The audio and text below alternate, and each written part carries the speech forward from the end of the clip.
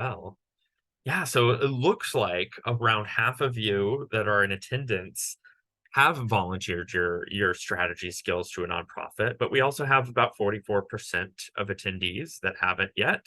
We also have a smaller smidgen, about 6% of people that said they just signed up for their first opportunity to volunteer their strategy skills. So we love kind of seeing that come in. Hopefully, our panel today can give you even more insights into their experiences. The good, the bad, the ugly, mostly good, I think, in tackling strategy projects for nonprofits. So really quick with just some basic housekeeping and logistics. On behalf of the whole Taproot team, thank you so much for being here. The official name of our panel is Advice from Skilled Strategy Volunteers, and we're really, really excited to have you all here for this lunch and learn or breakfast if you're coming in from the West Coast. Today, Taproot is joined by a panel of some of our most experienced pro bono consultants, who I'll introduce in just one moment. But this is going to be an open conversation on the ins and outs of skills-based volunteerism, specifically the donation of strategic or strategy experience, including business planning, research and evaluation, and strategic operations. We'll begin discussing the impact of giving back in this really impactful way, as well as tips for successfully consulting with nonprofits. So thank you to everyone who submitted questions upon registering for this event. We'll be using the most popular questions we have to kick off our panel. But please also use the Q&A box in Zoom to ask additional questions throughout. Time depending towards the end of the second half of the event, we'll also invite folks to raise their hands and come off of mute if they'd like and ask questions or chat with our panelists. So another quick kind of housekeeping, few logistical things to add before we dive in. Again, we are recording.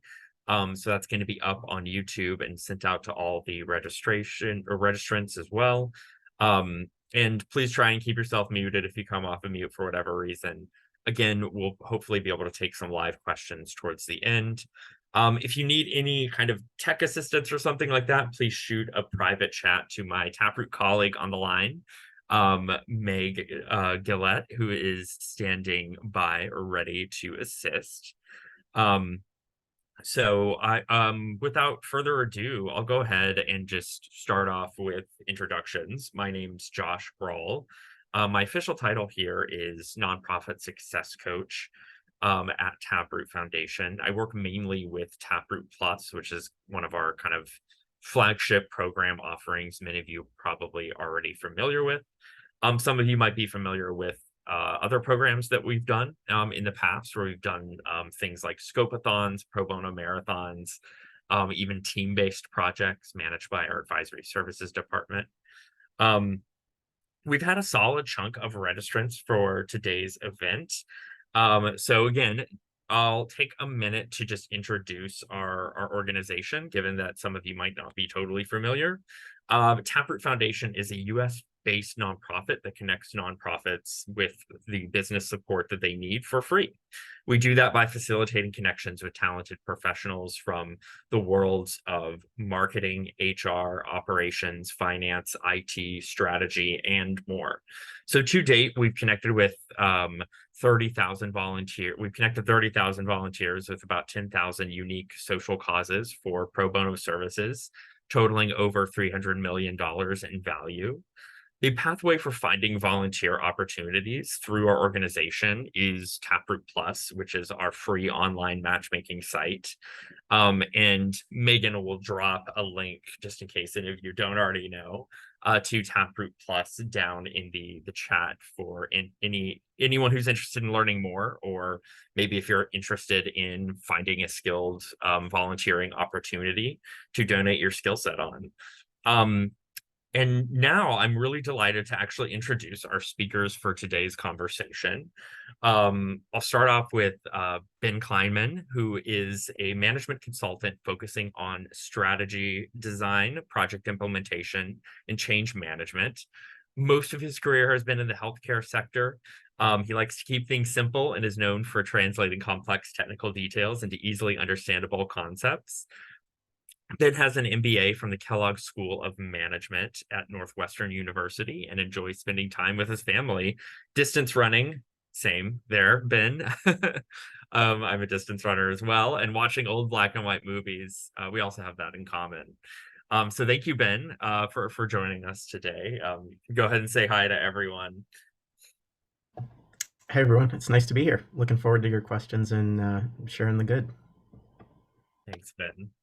Our second guest that I'm going to introduce today is Kate Kruizenga, who is a versatile leader who has held roles across strategy, operations, finance, and people functions over the last 15 years. Friends and colleagues say she's the ultimate high capacity Swiss Army knife, but she delights most in roles where she can build and transform an organization.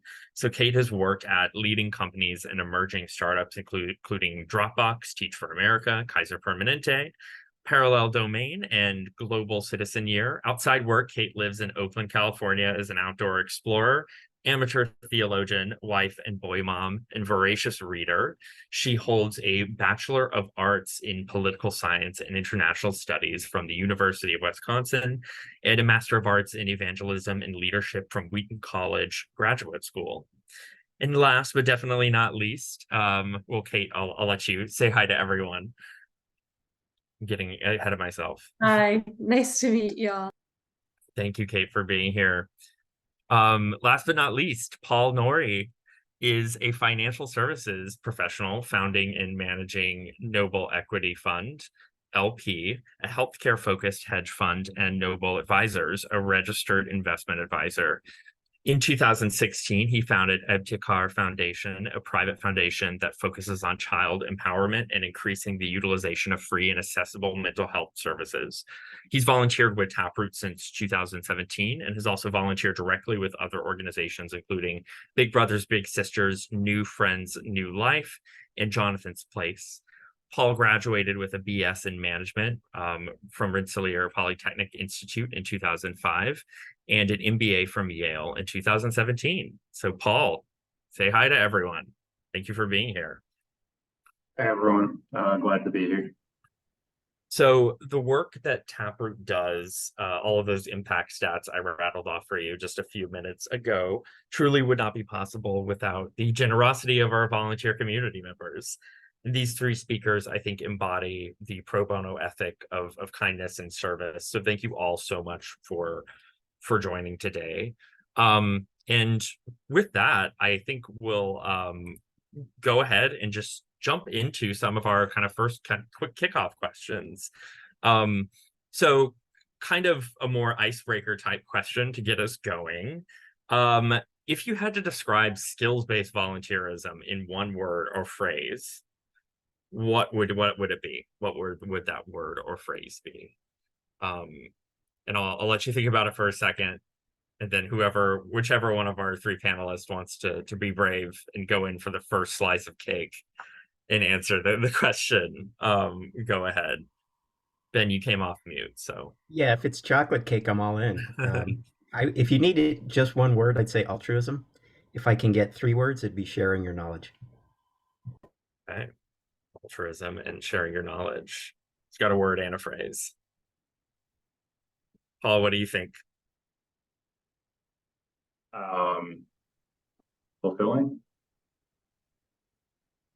Fulfilling. I like it. I would say either connection or impact. Connection or impact. Yeah, fulfilling, connection, impact. Was there an answer in there? I mean, you heard from someone else that you maybe didn't think of already or surprised you or also speaks to your experience? I'd say impact is um,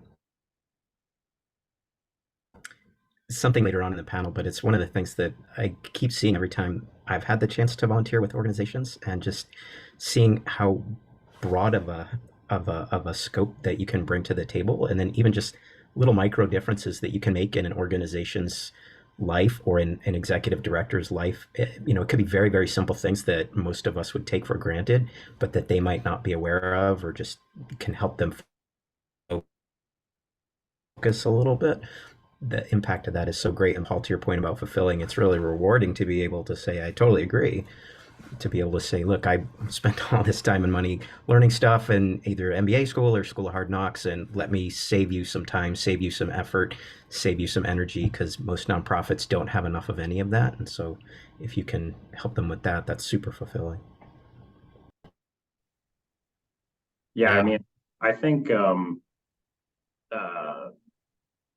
I've worked on a bunch of different types of projects, and I think well, a lot of them have been like at the earlier stage, kind of ideation of what they're doing, and it's what's cool is different people having the passion to serve all these different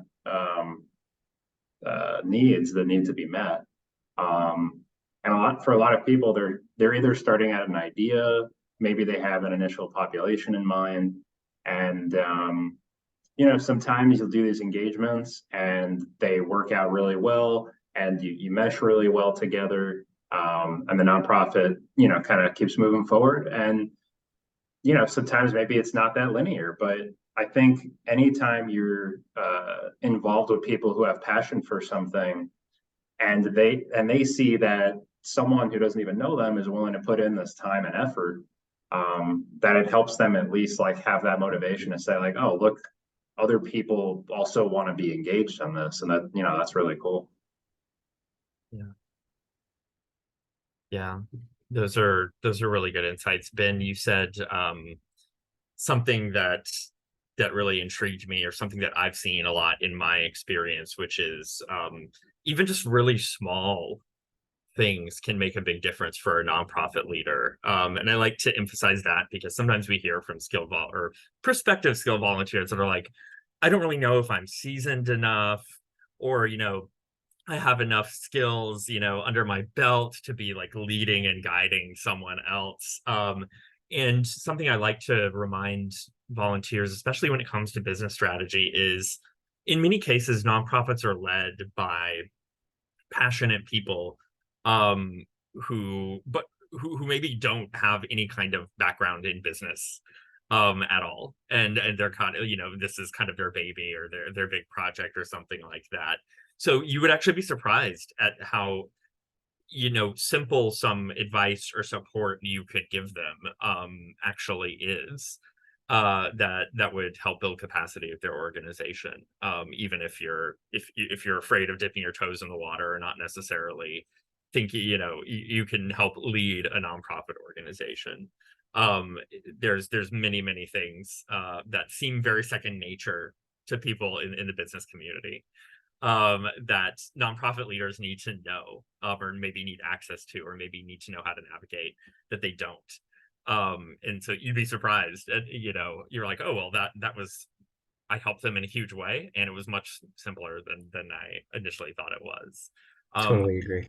Totally Yeah. agree. It can be as simple as just listening and reflecting back, and then helping. I was helping one gal really just clarify her thoughts, and all we did is prioritize some things in a rank. What's most important. If you get that done, then what would you do next? The second year kind of thing, and even that was helpful. So it could be as simple as that. And then obviously, if you're talking to someone that's got the bandwidth or the room, then yeah, you can help them build it out further. But sometimes it's just the simplest thing that they need. And for us, that might be something that we just do day in, day out as part of our quote unquote work world. But then for someone else, just having that external perspective can be A, really validating, and B, help them just shave lots of churn out of their day. Yeah. Yeah, I love that. Yeah, Paula from Project Infinity is in the comments. She's saying yes, definitely. um Paul or Kate, does that speak to your experience at all, or do you have any kind of, what was it like kind of first jumping into doing pro bono, I guess? Yeah, for sure. I think like often you are working with an executive director or the member of a leadership team. In my experience, a lot of the challenges were around working with their boards or their donors. And a lot of times their board or their donors are folks who like live and breathe and work in the private sector.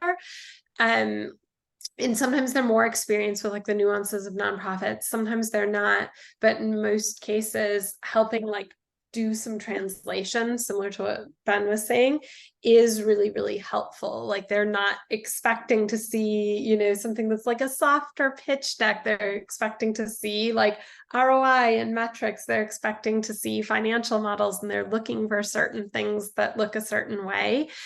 So helping them tailor things so it could look more like a business stack or a business problem, so they can get the most out of their board, and get the right story in front of their donors, ends up being really, really important for them.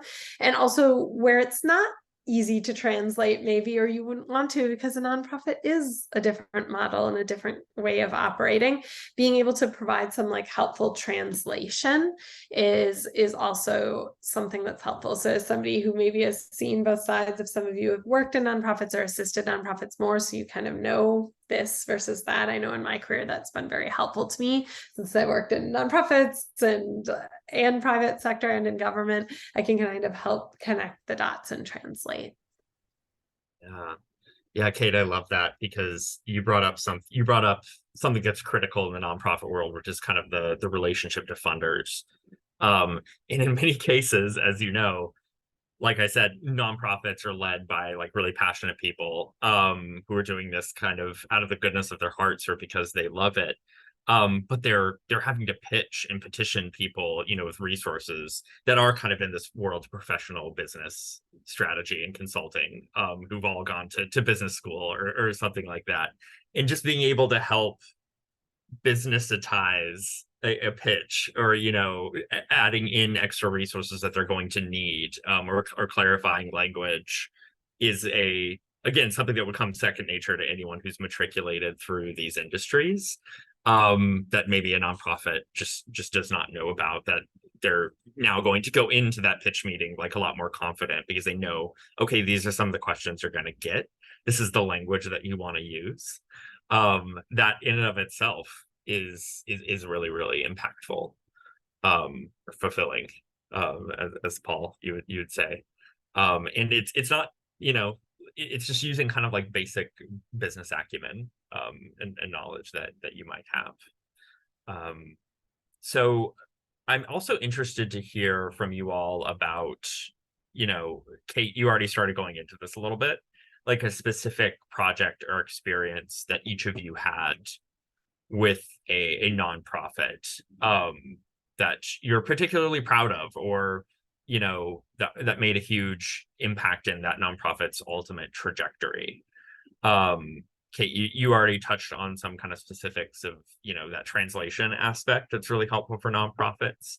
But I'm interested, you know, Paul or Ben, do you have any specific cases you'd like to highlight as well that kind of make this clear for everyone, especially for that 44% or so that haven't engaged on a nonprofit project yet?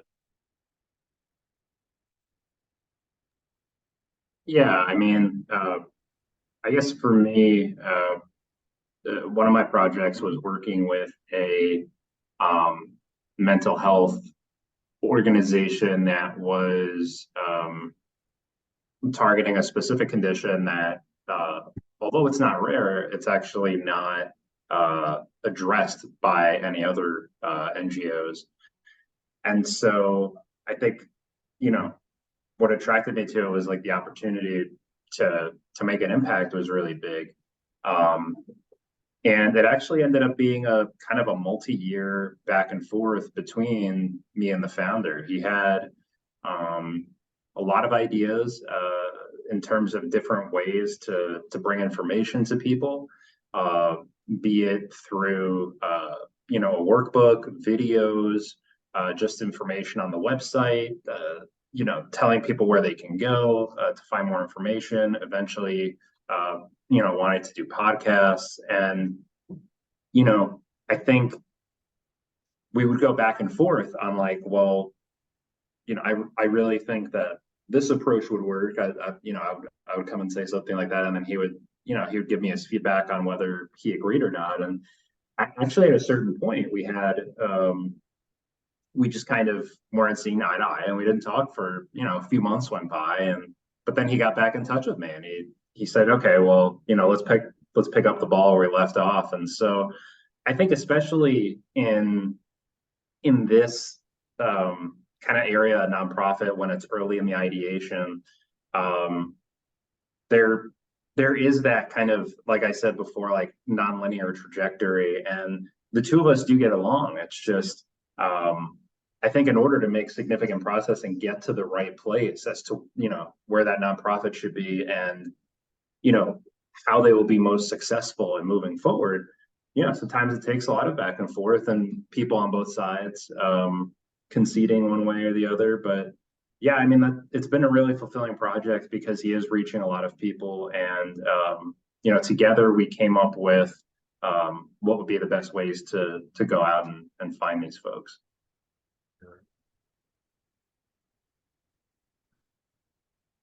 Really good. You're describing something that I like to hit on, which when we're establishing expectations for how pro bono projects run, we like to tell nonprofits and skilled volunteers in particular that they should structure and view the engagement just like they would a for pay engagement. That's our golden rule of pro bono, and that's how we think the best outcomes are secured. So we tell nonprofits, like, you're going to want to give your skilled volunteer like direct and honest feedback, about what it is you're doing with them. I think the attitude we see from some nonprofits is, well, they're donating their services free, so we'll just be happy with whatever they produce for us, right?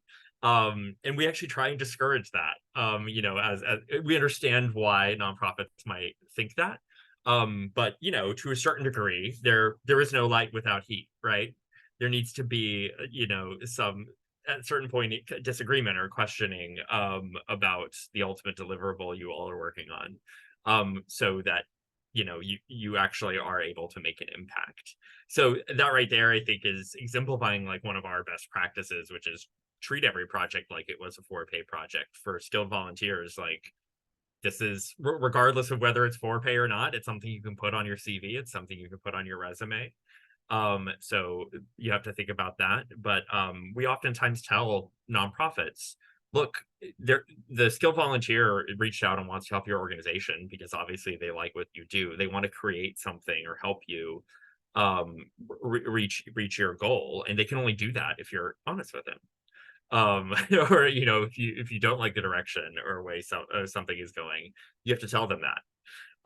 They, in most cases, the volunteer wants direct and honest feedback.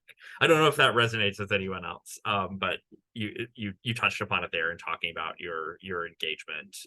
Yeah, Ben, I was gonna pitch you anyway about what particular pro bono project was particularly impactful, or that you want to talk about.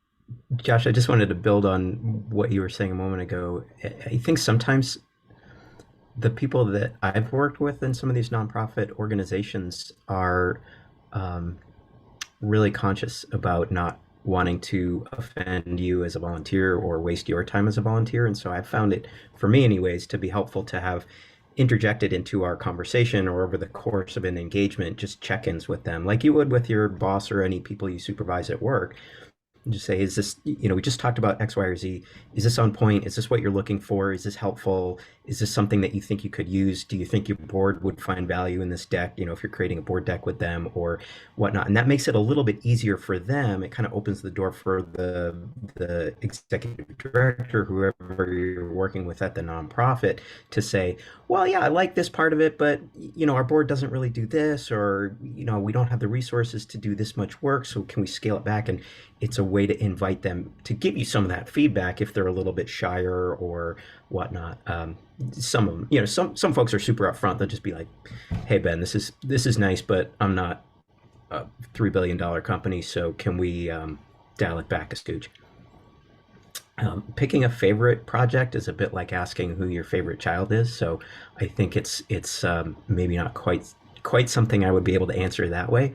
I think one of the things I've seen across so many projects is just how similar nonprofits are, at least the ones that I've worked with, in terms of they're all super stretched. They're all looking for any little bit of help that will really add value. And so if we can bring them just a little bit, it really amplifies their work, whether it's saving them a little bit of time or helping them focus their messaging or helping them. One project I helped them pick a technology tool that would help them communicate internally.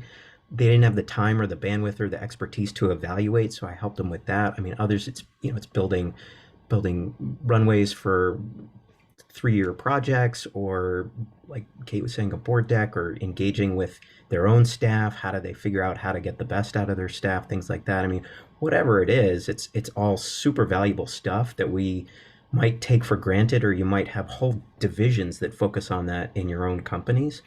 But these are usually folks that have a team of one or three at the most. And so if you can offload some of their work or simplify the ask that they need to make to their board or their staff and really pinpoint that for them, that just adds so much value. It's just great to see them then be able to make more progress faster and cut through a lot of the noise. Josh, I know I kind of cheated you on your question. No. Sorry. I love it. You're touching on something that I think is very salient for anyone looking to do pro bono work, which is nonprofits oftentimes are working in an environment of scarcity. And like you said, there might be at companies entire departments that are built out to tackle a certain issue, and a lot of nonprofits, especially in their first few years, you have leaders wearing, the executive director is also the head of HR, right? That's one of the most traditional kind of double ups that happens at the beginning of any organization. So I think that's all incredibly on point. Kate, you talked a little bit in your prior answer about experience you were having kind of translating these kind of nonprofit operations into businesses or consultancies. Can you give us some more examples or things from your own experience of the types of engagements that you had that were particularly impactful? Sure. So I would say, I can thread on this, and I can actually tackle, like I saw Craig had a note in the chat about like wanting to do broader strategy, but it seems like 90% of the projects, especially now, I'm sure, have to do with raising money. So I can kind of tackle that from all sides. Often when somebody says they want to raise more money, it's because they have an idea of a strategy they're going to tackle. Often they're not coming to like an outside person who's totally new to the org to help them set their strategy, because just like you wouldn't necessarily like pick someone up off the street to come into your company and just like help set your strategy. It's going to require like lots of hours, being really deeply steeped in this, having all the business context. It's one thing to hire a super specialist from McKinsey. It's another thing to just grab somebody who's a generalist, which is probably why you don't see that, or they're using their board or their staff in that capacity. But often when they say they're trying to raise money, what they're trying to say is actually they're trying to flush out their strategy or figure out how to get from A to B. And that's where, like, if you're helping them raise the money, you're probably also helping them refine their strategy. And that's what's been really gratifying for me. Like, one of the orgs I worked with had started serving, like, I think 3 or 4 times the number of people they had 3 or 4 years prior, like pre-pandemic, but they hadn't grown their budget at all, just because it felt like austere times, not appropriate to grow their budget. But it's like they were like stretched to the brink. People were working 80, 90-hour weeks on their team, as you can imagine. Like, they just needed to do some things to invest to actually support this broader population. So being able to work with them to say, okay, this is how you set the strategic narrative. This is how you help cast vision on like where you're going next. This is what your strategy should be. And then your fundraising flows from the strategy. So helping them actually create that strategic narrative, just the same way you would set like your 2 to 3 year vision in a corporate board deck and get your boards assent to like, these are the opportunity unlocks, these are our milestones, this is the funding or the investment required. It's not that dissimilar. It's just you'll use slightly different language. And I think that's where the nonprofit can kind of translate it back into nonprofitese, I suppose, for like donors and things like that. They tend to have the expertise to do that. But I would say, like, often when folks say that they want to raise more money, what they actually have is like a strategy they're not fully ready to operationalize or don't know how to translate into something that can be funded. And that's where you can actually provide a lot of business strategy value. They're often, sometimes they are. I've definitely helped with like grant writing, like help me find the right grantor and like help me write the grant because I have that background, and they need nonprofit volunteers for that. But oftentimes it's just a broad, I'm going to need to raise more money because I think I'm going this way and I need help refining it. Yeah. Yeah, you hit on something really big there. So my job here at Taproot, I'm very external facing towards nonprofits. So I have a lot of one-on-ones with nonprofits, kind of preparing them to use pro bono or advising them on the best way to make a pitch for pro bono services if they're going on Taproot Plus. And one of the biggest things when people sign up for those calls is, we need help with fundraising. We need help with fundraising. We need help with fundraising. And then so I always try and play that role that we kind of talked about earlier a little bit on my own of nonprofit therapist, of trying to, you know, drill down on what their needs are, so we can get something a little more refined, so that we can actually take that to the marketplace and actually pitch a professional like one of you.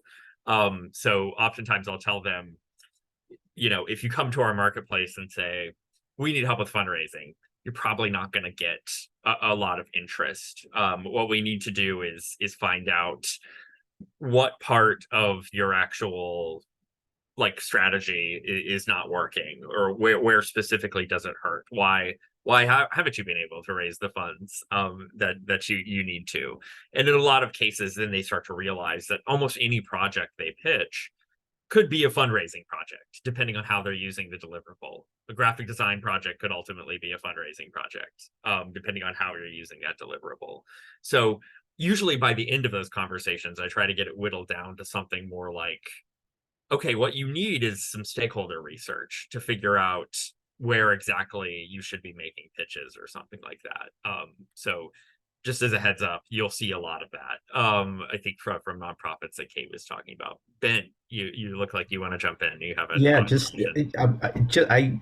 you said basically what I was just going to say, but just to tease it out a little bit more, I think in terms of almost every organization I've worked with needs money to do what they want to do, and it's about helping them tease out where they think they're going to get that money from, and not that you have to do the social media posts or you have to go to places and hold up a sign that says give me money, but that you can help the organization figure out what's going to get them the biggest check the fastest, and what can they really do given the resources they have. Can they activate their board? Can their board solicit donations from their own companies or their board people's network? Is this something that the nonprofit is going to use some sort of social campaign, like on Facebook or whatever other social media platforms they travel in? Is this some sort of in-person thing? As a strategic thinker, you can help them walk through what are the pros and cons of these different approaches. Like Kate was saying, is it a grant writing thing or whatever? And then that's where they can get a little bit more traction as far as, okay, where are we going to spend our precious resources to go after that money? And then it's, like Josh, you started out saying, it's up to you to decide how far you want to go with that. If you feel like you're a fundraiser and you want to lean in, I'm sure they'd love the help. But if you feel like you just want to stay in the strategic space, then it's perfectly fine to say, okay, this is my area of expertise. I'm not a fundraiser, so I can help you get this far, and then turn you back over to the team at Taproot or some other organization that you might work with to take you next way. Yeah, I think that's right on the money. So we've already gotten a little bit of this, I think, just in our conversation already, especially in terms of that scarcity aspect that a lot of nonprofits are working in. Ben, I think you said, there's a big difference in terms of designing solutions, because you can't design like a $50 million solution for a nonprofit that's working with a budget of like maybe $250,000 or something like that. In you all's experience, what are some of the biggest differences that you've noticed about business development strategy in the corporate world versus strategy for a nonprofit that maybe if you're talking to someone who hasn't done a project or something yet, like what do they need to look out for? Like what's a huge kind of difference that they need to be aware of while they're jumping into work with a nonprofit?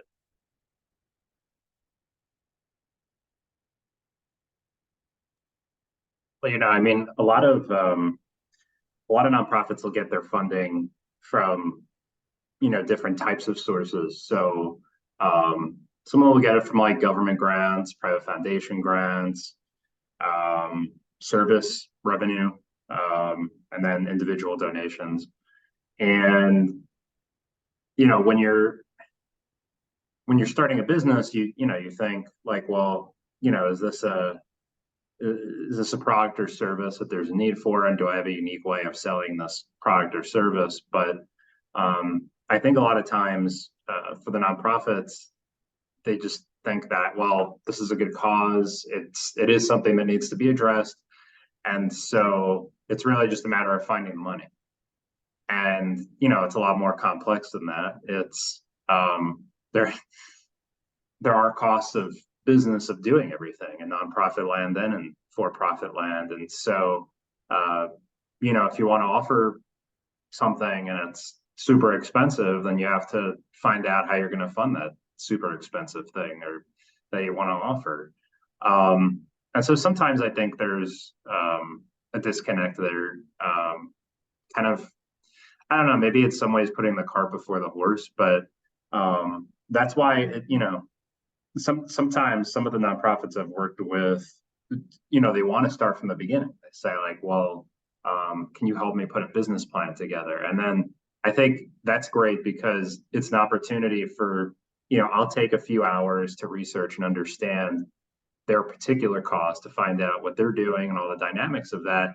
And then we have a call or I send them an email with like 10 or 20 questions clarifying certain things about their particular sector, and then we're able to put together a business plan and see if it, if it makes sense for them, and then they can see, okay, this is what's going to be required of serving this group in this particular way.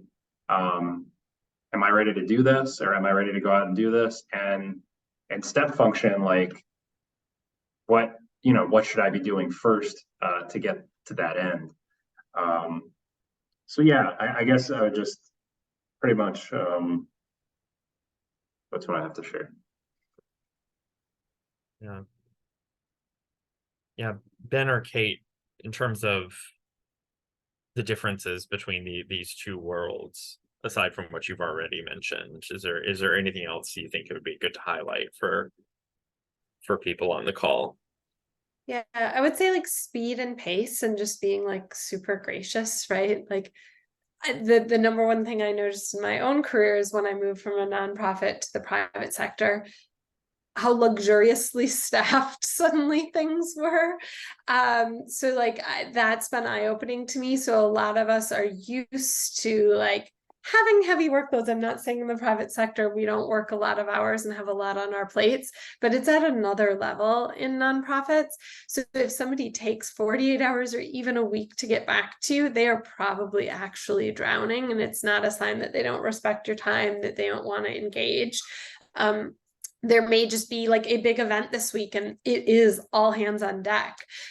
So just asking questions too, especially when you kick off, about like, what are reasonable turnarounds? Are there any kind of like blackout weeks where y'all might go radio silent? Like, what is the best way to stay in touch, right? Like, is it email, or like, do you need me to text you? Do we want to have a recurring call so we just have a half hour protected so I can stay unblocked bi-weekly or something like that? So in being clear about your own constraints too. Let's say you are between jobs or between gigs if you're a freelancer, or you're about to have surgery in 6 weeks, being clear about like, this is the defined period of time where I can help you. I want to make sure we get to the finish line. I'm going to need back and forth. Is that going to work for you in this season, or were you hoping this actually stretches out over a longer period, in which case maybe I do part one and there's a different volunteer for the second tranche of work. So those are the big things that kind of stick out to me, is just like really realizing that part of the reason they're coming to you is they're short on capacity, but that has this other effect that, you know, as much as they want to give you a ton of their attention and be really gracious about your gift of time, which is phenomenal, there are challenges. Yeah.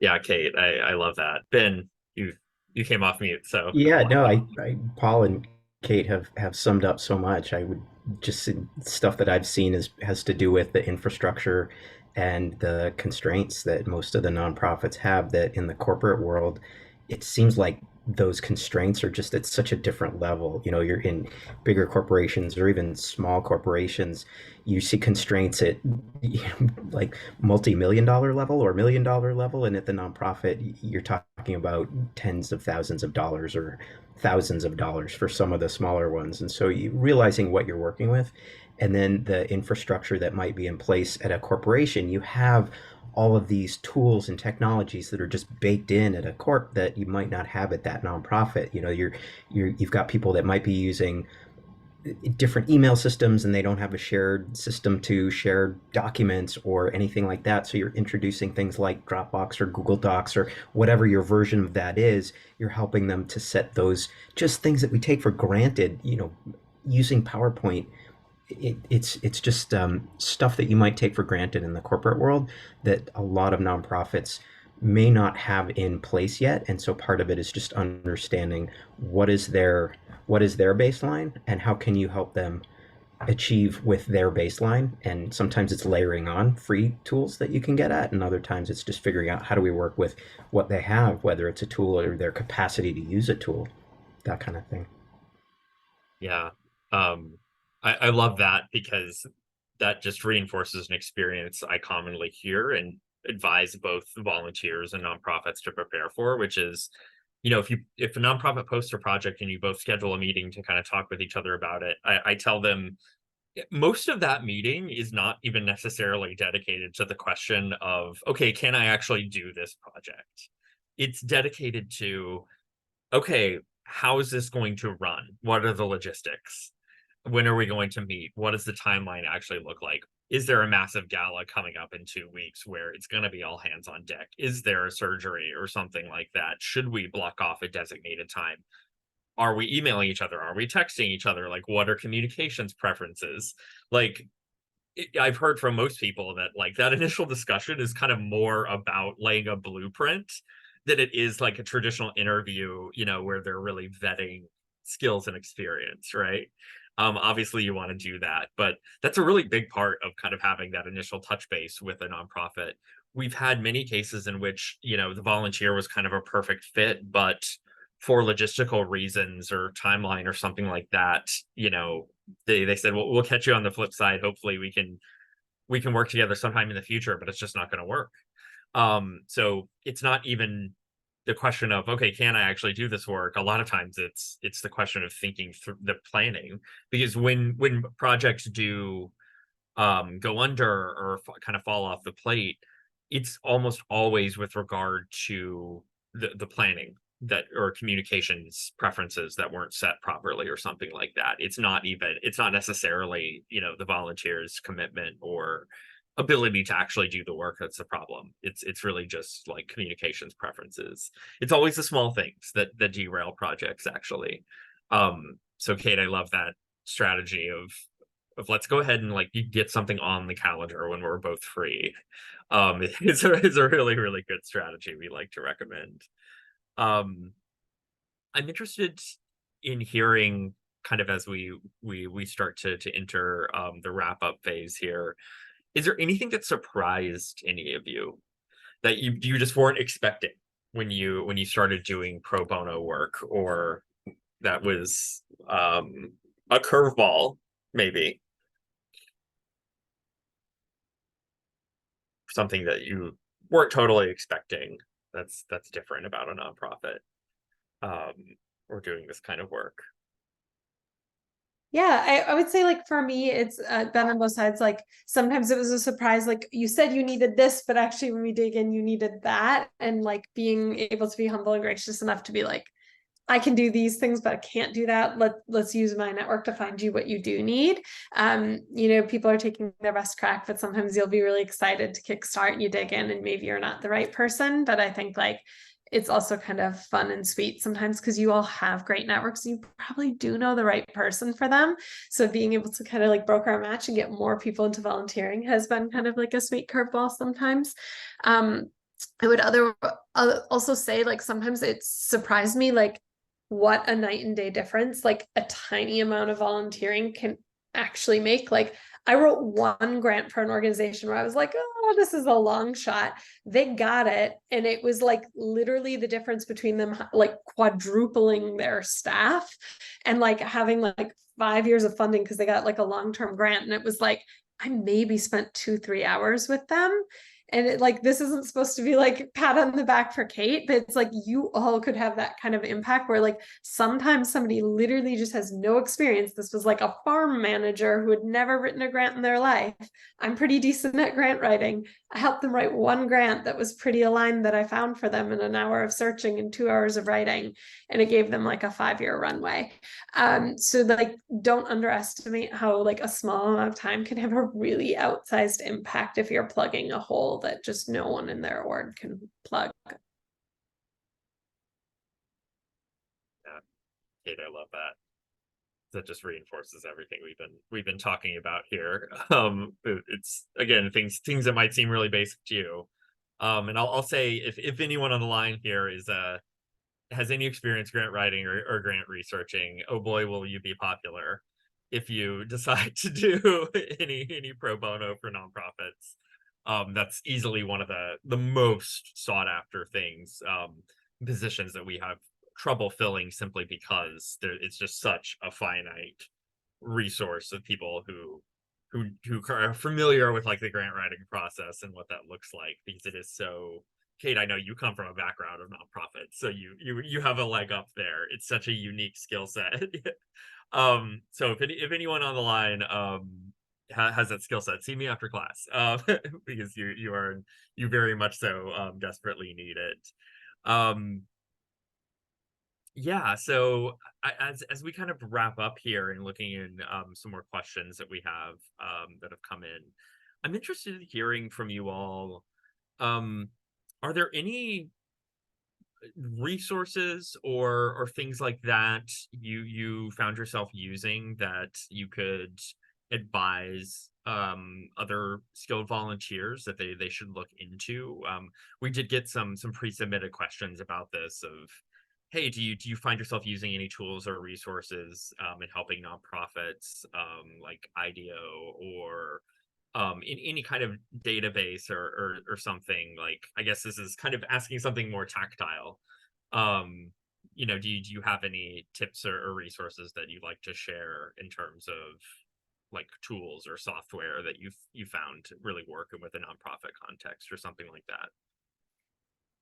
Gonna look through some of the questions that we're looking at while you all think about that. And it's okay if you're like, well, not exactly sure if this would be applicable, but I'm always on the hunt for new new resources. Yeah, go Paul. Yeah, to me, I'd say like more important than the tools is getting like a really in-depth understanding of what these organizations do and like the sector that they're in, because I'm in finance, and I usually cover healthcare companies, and so I have some, that's kind of my area of expertise.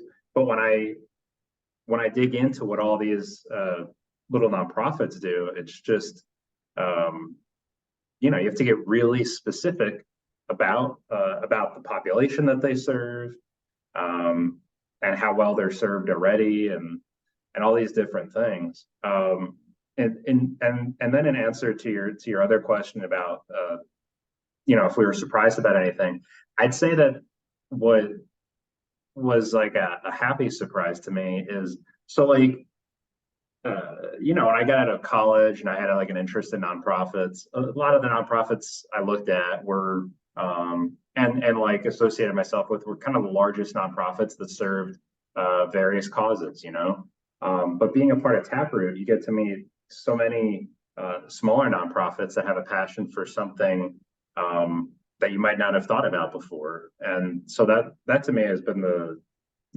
biggest surprise working with you guys. Yeah. This is maybe new for a lot of nonprofits. And Paul and Kate, I'm super curious if you guys have used this with any of your nonprofit engagements yet. But what about using something like a Chat GPT or a Bard or a Bing Chat or a Pi or anything like that, using AI to do some of that scoping out of the nonprofit and their specific sector or their niche within a specific sector or the ways that they could find relevant grants or things like that. Have you guys used any of those AI models to do any of that stuff yet? Not me. No, I haven't gotten the hang of any of that yet. Okay. I haven't done it, but I should. I mean, like I think like I talk all the time amongst like the early stage companies our VC portfolio because like often you're wearing many hats and like Chat GPT, like I would not use it to like write your fundraising communications. People will know a bot is asking them for money and that's not gonna go well, but it can kickstart things for people, right? Because it is gonna scrape the web for like good examples that then you can polish, soften up, customize, make more human. So it's a Kickstarter and a time saver. I would say in like my own journey, I found it incredibly helpful to like reduce legal bills. Your lawyers are still your best friends. Like use it for the things that are really big and high stakes and important. But if you need like a first draft of a common template that probably does exist on like a NOLO website or something like that, or you're just trying to figure out what the nuances would be to like go operate in the state, what the regulations are, it can summarize them pretty well to help you make some quick first decisions that then you would maybe flesh out with a formal legal team down the line. So those are some things I've seen. It's also great sometimes for like developing like outreach or recruiting templates if you're hiring. I've definitely used that in my journey, but I think like encouraging them to use it as like a kickstart is great. And like GPT-4, I think is $20 a month. So like even if they just have one license that like, their comms person holds and can like assist others with, it's pretty high ROI for a pretty low cost. Yeah, I've found it to be super helpful for those kinds of things and just for summarizing lots of different research or information out there. And so, thank you, Kate, for suggesting those. But Josh, to your point, as far as tools, that would be one that I would start with. And I think Kate called it out in one of the comments, but there's lots of other tools. And Paul had said that the tools are sort of secondary to what the organization needs. And so it just all depends. Favorite answer. I do want to invite anyone. I know we've been monitoring the Q&A and asking some questions that people have submitted, but I do want to invite anyone, if someone wants to come off mute and introduce themselves and ask a question. I know we have another minute or two before we wrap up. Please feel free to, raise your hand or come off mute and ask a question. Just, in speaking to those AI tools in particular, I know I've used them when consulting with nonprofits just to help them kind of find the right words to describe their own need. In a lot of cases, the biggest hump that they're trying to get over is, okay, we know we have this need, but how do we describe it in a way that's coherent and using language that people in professional services might be more familiar with. We don't know what this is called necessarily.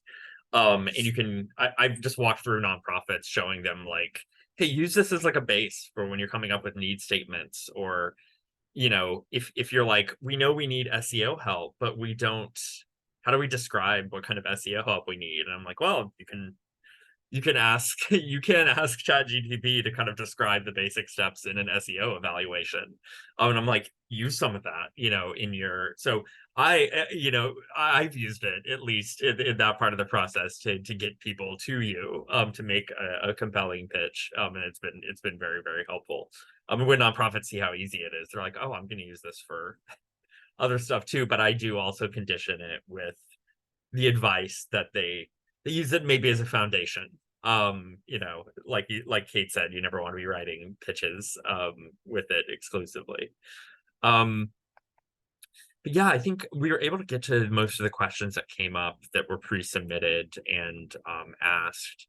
And I know we're kind of just right at time, and I want to respect everyone's time, so we can go ahead and wrap up. I want to give just another big round of applause and thank you to Ben, Paul, and Kate for being here. We know, you know, taking an hour out of your day to do something like that. This is a big deal, and thank you all for attending. We hope if you're already volunteering that you continue to volunteer. We'll submit some information to you as just a follow-up if you're interested in more information about Taproot Plus. If you want to find a project to work with a nonprofit on, you can do so right now. That marketplace is always open for you as a skilled volunteer. And then we'll have a recording of this. If you have people in your network, please boost it out. But yeah, Ben, Paul, Kate, if you all have any kind of final thoughts or anything you'd like to leave us with, thank you so much for being here. None from me other than thank y'all for being here and being willing to give your time. All we got in this life is dollars and days, and gift of time is a big thing. So thanks for your enthusiasm, and hope y'all find a great project, and feel free to connect with me on LinkedIn if I can be of help. Yeah, we're going to share everyone's LinkedIn information as well as part of that follow-up. So if you have any more, if you're like me and you think of brilliant questions at 2 a.m. the night after, and you would want to reach out to someone, you could do that as well. I would just say, you know, you guys are doing a great thing at Taproot, and you know, just keep on doing it. Just keep on linking up these nonprofits with people who want to give their skills. I think it's awesome. Yeah, thank you. Yeah, just echoing that. Thank you all. Appreciate you guys being here, willing to volunteer, and thank you Taproot for making those bridges happen. Thank you all. And with that, everyone have a good Thursday, Good Friday Eve. Have a good rest of your week, and thank you so much for being engaged. This has been great. You all have a good one. Bye.